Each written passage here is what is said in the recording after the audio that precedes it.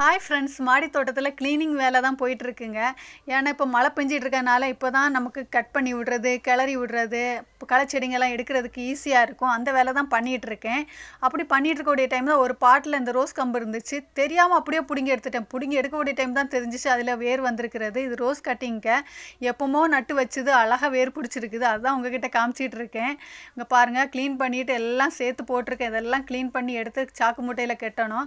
இந்த பாட்டில் தான் அது இருந்துச்சு. தெரியாமல் பிடுங்கிட்டேன். பிடுங்கின பிறகு தான் அழகாக வேர் விட்டுருக்கு. என்ன அழகாக இருக்குது பாருங்கள். இது கொடி ரோஸுங்க. இது ஓர்கிட் ரோஸுன்னு சொல்லுவாங்க பாருங்கள். அதுதான் சின்ன ஒரு குச்சி வச்சேன். அழகாக வேர் பிடிச்சிருக்குது. பார்க்குறதுக்கு எனக்கு அவ்வளோ சூப்பராக அழகாக இருந்துச்சு. அதான் உங்கள் கூட ஷேர் பண்ணிகிட்ருக்கேன். நீங்களும் கட் பண்ணுற ரோஸ் கம்புங்களை எதையும் வேஸ்ட் பண்ணாதீங்க. பாருங்கள், இது நான் பக்கெட்டில் போட்டு வச்சுருக்கேன் பாருங்கள். இது எல்லாத்தையும் எடுத்து ஏதாவது பாட்டில் ஊனி வச்சுருவேன். ஏதாவது ஒன்றாவது வரட்டுன்னு. அப்படி நிறைய செடிங்க எனக்கு வந்திருக்கு. ட்ரை பண்ணி பாருங்கள் ஃப்ரெண்ட்ஸ். இது அதுக்கு இடையில் ஒரு விதை வந்து நின்றுச்சு, கத்திரிக்காய். அதையும் எடுத்துகிட்டு நான் வீட்டுக்கு வந்துட்டேன். இந்த வீடியோ பிடிச்சிட்டு லைக் பண்ணி